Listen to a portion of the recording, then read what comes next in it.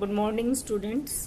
आज मैं आपको बताऊंगी कि व्यावसायिक पूर्वानुमान लगाते समय किन किन सिद्धांतों का पालन करना चाहिए। मैं लास्ट क्लास में बताया था कि पूर्वानुमान क्या होते हैं। व्यावसायिक पूर्वानुमान भविष्य के लिए लगाए जाते हैं, भविष्य के लिए पूर्वानुमान लगाया जाता है। वर्तमान दशाओं और भूतकालीन आंकड़ों के आधार पर और जो भविष्य में परिवर्तन होने की संभावना है उनको ध्यान में रखते हुए हम व्यावसायिक क्रियाओं के बारे में पूर्वानुमान लगाते हैं। पूर्वानुमान विक्रय के लिए भी पूर्वानुमान लगाते हैं, उत्पादन के लिए पूर्वानुमान लगाया जा सकता है, लागत संबंधी की लागत कितनी आएगी, वित्तीय पूर्वानुमान। तो व्यवसाय के हर क्षेत्र के लिए पूर्वानुमान लगाते हैं और उसी के आधार पर हम बजट का निर्माण करते हैं। तो बजट के निर्माण के लिए पूर्वानुमान आवश्यक है। पूर्वानुमान का मुख्य उद्देश्य भविष्य में जो अनिश्चितता है और जो उच्चावचन आर्थिक उच्चावचन है उनको कम करना है। अनिश्चितताओं का पहले से ही पूर्वानुमान लगाकर उसमें जो जोखिम है उनको थोड़ा कम करने का प्रयास किया जाता है। तो पूर्वानुमान अगर सही तरीके से लगाए जाए और विश्वसनीय आंकड़ों के आधार पर लगाए जाए, वैज्ञानिक विधियों का प्रयोग करते अगर पूर्वानुमान लगाए जाते हैं तो पूर्वानुमान सही कुछ हद तक सही होते हैं। अदरवाइज पूर्वानुमान जो है वो गलत साबित हो सकते हैं। तो पूर्वानुमान लगाने के लिए जो प्रबंधक है वो अपने अनुभव और कार्यकर्ताओं की राय और इसके अलावा कई सांख्यिकी विधियों का प्रयोग कॉम्बिनेशन करके पूर्वानुमान लगाते हैं। इन विधियों का हम नेक्स्ट क्लास में वर्णन करेंगे। इससे पहले मैं और पूर्वानुमान जो होते हैं वो व्यवसाय जो प्रबंधकों को कोई भी निर्णय लेना है उसमें सहयोग करते हैं। तो पूर्वानुमान लगाने से पहले कुछ सिद्धांत हैं। अगर इन सिद्धांतों को 3-4 सिद्धांत मैं आपको बताऊंगी, इन सिद्धांतों को ध्यान में रखते हुए अगर पूर्वानुमान लगाएं और पूर्वानुमान की वैज्ञानिक विधि का प्रयोग करें तो पूर्वानुमान जो होते हैं हम कुछ हद तक सही और उचित पूर्वानुमान लगा सकते हैं। तो पहला जो सिद्धांत है पूर्वानुमान का जो सिद्धांत पहला है समय विलंबना सिद्धांत, कालक्रम सिद्धांत, टाइम लैग और टाइम सीक्वेंस थ्योरी बोलते हैं इसमें। ये सबसे प्राचीन सिद्धांत है। अमेरिका में हार्वर्ड आर्थिक समिति, इंग्लैंड की लंदन व कैम्ब्रिज आर्थिक सेवा तथा स्वीडन के स्वीडिश बोर्ड ऑफ ट्रेड इसी सिद्धांत के अनुसार व्यावसायिक पूर्वानुमान लगाते हैं। यह सिद्धांत इस मान्यता पर आधारित है कि व्यावसायिक जो समंक जो आंकड़े हैं उसमें जो परिवर्तन होते हैं, मतलब जो तेज कभी बढ़ रहा है कभी कम हो रहा है, जैसे सेल बढ़ रही है कम हो रही है, मांग बढ़ रही है कम हो रही है, मूल्य बढ़ रहे हैं कम हो रहे हैं, उसमें परिवर्तन एक साथ नहीं होती। उस परिवर्तन होने में कुछ समय लगता है जिसे हम टाइम लैग बोलते हैं, समय विलंबना टाइम लैग पीरियड बोलते हैं। अगर हम उस टाइम लैग पीरियड का अध्ययन कर ले तो उसके आधार पर हम काल श्रेणी विश्लेषण की विधियों, बिंदु रेखी विधियों, सह संबंध गुणांक, कोरिलेशन आदि की सहायता से, रिग्रेशन एनालिसिस की सहायता से हम इजीली पूर्वानुमान लगा सकते हैं। तो इसके अनुसार, इस विधि के अनुसार जो श्रेणी में जो उसमें कुछ अनियमित और मौसमी उच्चावचन भी होते हैं, जो मौसम में मौसमी परिवर्तन होते हैं या अनियमित होते हैं, उन सबको छोड़ दे तो दीर्घकालीन एक ट्रेंड देखने को मिलता है जो एक सुनिश्चित क्रम में घटित होते हैं। उदाहरण के लिए जैसे कि अगर किसी देश में मुद्रा की पूर्ति बढ़ती है तो मुद्रा की पूर्ति अगर बढ़ती है, सप्लाई ज़्यादा हो जाएगी। सप्लाई ज़्यादा हो जाने से क्या हो जाएगा, मांग बढ़ जाएगी। मांग बढ़ने से थोक और जो फुटकर कीमतें हैं, होलसेल प्राइस और रिटेल प्राइस वो बढ़ जाएंगे और उनको बढ़ने से क्या होगा, जो मजदूरी है बढ़ेंगे तो मजदूरों को की जो है वास्तविक आय कम हो जाएगी, तो वो आय बढ़ाने के लिए कहेंगे और उनकी वेतन मजदूरी भी बढ़ेगी। वेतन इससे क्या होगा, महंगाई बढ़ जाएगी, ठीक है, वस्तुएं महंगी हो जाएगी क्योंकि वेतन मजदूरी बढ़ने से लागत बढ़ जाएगी। तो लागत बढ़ने से फिर वस्तु जो कीमत है वो ज़्यादा हो जाएगी, महंगाई बढ़ेगी। तो इन सब परिवर्तन में एक साथ नहीं होते, कुछ समय लगता है, इससे हम समय विलंबना कहते हैं, ठीक है ना। और इसमें फिर इसके आधार पर हम पूर्वानुमान लगा सकते हैं सिद्धांत। तो इस विधि के प्रमुख गुण ये है कि सिद्धांत अन्य सरल है, आसान है। काल विलंबना का पता लग जाने से अगर एक बार टाइम लैग पता चल जाए कितना समय लगता है तो भविष्य में होने वाली हानि को रोकने के उपाय किए जा सकते हैं। मूल्य वृद्धि या कमी के कारण जो हानि होने की संभावना है। और यह विधि सरकार को देश की आर्थिक वित्तीय व्यवस्था पर नियंत्रण लगाने में सहायता देती है। मुद्रा स्फीति वगैरह पर कंट्रोल कर सकती है, मुद्रा सप्लाई को कंट्रोल करके। ये सबसे लोकप्रिय विधि है, पर इसके कुछ दोष भी है। एक तो यह सिद्धांत केवल व्यवसायिक घटनाओं में निहित समय अंतर को बताता है कि और अन्य फैक्टर्स का इसमें वर्णन नहीं किया गया है। देश की आर्थिक, राजनीतिक जो दशाएं हैं वो भी प्रभावित कर सकती है, उसमें इनका वर्णन नहीं है। दूसरा, व्यवसायिक क्रियाकलापों के संबंध में होने वाले प्रतिक्रिया का यह सिद्धांत स्पष्ट नहीं करता। मतलब हर क्रिया की एक प्रतिक्रिया होती है, तो इस सिद्धांत उस प्रतिक्रिया को ध्यान में नहीं रखा गया। ये दूसरे सिद्धांत में हम पढ़ेंगे क्रिया प्रतिक्रिया सिद्धांत में क्या होता है। और यह सिद्धांत सांख्यिकी विधि पर आधारित है, तो आधारित है जिसके अंदर पूर्ण सत्य की कल्पना नहीं की जा सकती। ठीक है, मतलब पूर्ण रूप से सत्य नहीं है, सांख्यिकी विधि पे आधारित होते हुए भी इसमें, क्योंकि अगर उच्चावचन, अगर दीर्घकालीन उच्चावचन में ट्रेंड वो नहीं होता है, एक निश्चित ट्रेंड देखने को नहीं मिलता, तो इस विधि का प्रयोग करने पर अगर करते हैं तो आंकड़े जो पूर्वानुमान है पूर्ण रूप से शुद्ध प्राप्त नहीं हो पाते। दूसरी विधि है क्रिया प्रतिक्रिया सिद्धांत, एक्शन एंड रिएक्शन थ्योरी।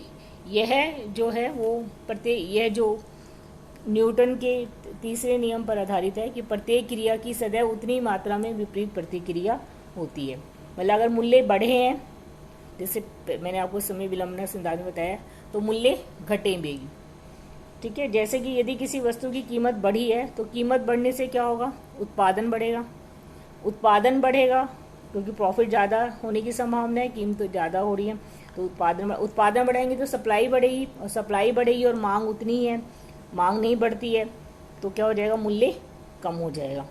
ठीक है, और वो वापसी उसी कीमत स्तर पर पुनः पहुंच जाएगा जो पहले मूल्य था, सामान्य कीमत स्तर पर पहुंच जाएगा।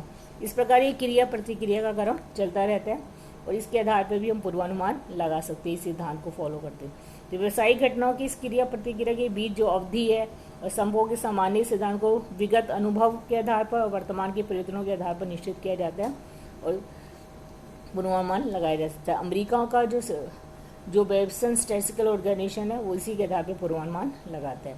इस विधि का गुण यह है कि ये सिद्धांत इसमें केवल क्रिया को ही ध्यान में रखा रहता है, बल्कि प्रतिक्रिया को भी ध्यान में रखते हैं, इसलिए ये ऊपर वाला जो सिद्धांत है उससे अधिक बेटर है। इस सिद्धांत द्वारा गए निष्कर्ष तर्क पर आधारित होते हैं और सत्य के अधिक निकट होते हैं। इसके दोष ये है कि सामान्य स्तर स्थिर न होकर परिवर्तनशील होता है, अतः इसका निर्धारण करना कठिन है कि सामान्य स्तर क्या है, वो भी परिवर्तित होता रहता है समय के अनुसार, इंडेक्स नंबर के अकॉर्डिंग। यह सदैव आवश्यक नहीं कि क्रिया की मात्रा के अनुरूप ही प्रतिक्रिया हो, है ना, उतना ही समय लगे, कम ज़्यादा भी हो सकती है। तो इस प्रतिक्रिया को गहनता कम या अधिक हो सकती है, तो उसको ध्यान में रख कर ही पूर्वानुमान लगाना चाहिए। तीसरा जो सिद्धांत है जो पूर्वानुमान लगाते समय हम ध्यान में रख सकते हैं, वो ऐतिहासिक अनुरूपता सिद्धांत, हिस्टोरिकल एनालॉजी थ्योरी। मतलब यह सिद्धांत इस बात पर आधारित है, इस मान्यता पर कि इतिहास की पुनरावृत्ति होती है, हिस्ट्री रिपीट इटसेल्फ। तो इस सिद्धांत के अनुसार व्यावसायिक पूर्वानुमान लगाने के लिए भूतकाल में उन्हीं परिस्थितियों को होना पड़ता है जो वर्तमान में मौजूद हो। जैसे प्रथम विश्व युद्ध हो, द्वितीय विश्व युद्ध हुआ, तो द्वितीय विश्व युद्ध में क्योंकि प्रथम विश्व युद्ध के बाद जो परिस्थितियाँ देखने को मिली, ये मानते हो कि द्वितीय विश्व युद्ध के बाद भी वही परिस्थितियाँ देखने को मिलेगी, तो उसके आधार पर उस समानता को ध्यान में रखकर पूर्वानुमान लगाया जाता है। तो भूतकालीन अतः इस सिद्धांत में ज्ञात परिणाम में वर्तमान काल की विशेषताओं के आधार पर आवश्यक संशोधन भी कर लिए जाते हैं। उसमें अगर कुछ परिवर्तन है तो उसमें संशोधन कर लिए जाते हैं।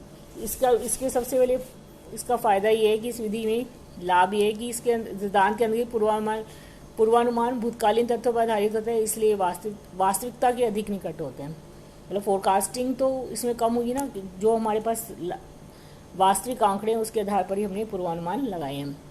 व्यापार चरों से संबंधित पूर्वानुमान के लिए सिद्धांत अधिक उपयोगी है, क्योंकि व्यवसायिक जगत में एक निश्चित समय के अंतराल के बाद व्यापार चक्र का के आधार पर सरलता से किया था। व्यापार चक्र होते रहते हैं, कभी जैसे देखने को मिलता है, कभी एकदम तेजी आ रही है, फिर एक टाइम आएगा डाउन आ जाएगा, फिर तेजी, जब बहुत ज़्यादा मंदी होगी तो उस मंदी को दूर करने के लिए जो प्रयास किए जाएंगे, मुद्रा सप्लाई बढ़ाई जाती है वगैरह, उसके बाद फिर वो तेजी आएगी, फिर मंदी आएगी, ये दौर चलता रहता है।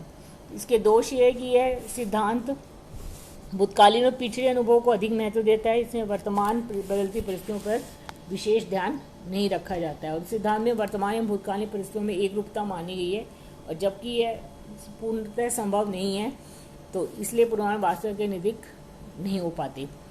ठीक है, तो इस सिद्धांत को ध्यान में, जब भी इसका अगर इस सिद्धांत को हम फॉलो करते हैं तो इसके दोष को ध्यान में रखते हुए इसको पूर्वानुमान लगाने चाहिए। फोर्थ है प्रतिकार विश्लेषण सिद्धांत, क्रॉस कट एनालिसिस। ये बिल्कुल ऊपर वाले सिद्धांत के बिल्कुल विपरीत है। यह इस मानने पर आधारित है कि इतिहास की कभी भी पुनरावृत्ति नहीं होती। जो घटनाएं भूतकाल में हुई वर्तमान घटनाओं में कभी भी पूर्ण समानता नहीं हो सकती। यद्यपि आर्थिक परिस्थिति पर प्रभाव डालने प्रत्येक तथ्य का सतत विश्लेषण आवश्यक है। इसमें हर फैक्टर्स का अलग विश्लेषण किया जाता है। कोई भी वर्तमान घटना, परिस्थितियां, कई परिणाम होते हैं, सभी सामाजिक, राजनीतिक परिस्थिति, सरकार नीति, रुचि, फैशन आदि सभी घटकों में परिवर्तन होते रहते हैं। इसलिए इनका हर घटक का स्वतंत्र रूप से अध्ययन किया जाना चाहिए। अमेरिका की यूनाइटेड बिजनेस सर्विस नामक संस्था पूर्वानुमान के लिए इसी विधि का प्रयोग करती है। बिल्कुल विपरीत है। तो इस विधि में हर फैक्टर्स का एनालिसिस किया जाता है। तो इसके साथ जो पूर्वानुमान लगाएंगे वो अधिक शुद्ध होते हैं, क्योंकि प्रत्येक फैक्टर की प्रभावशीलता का मापन किया जाता है।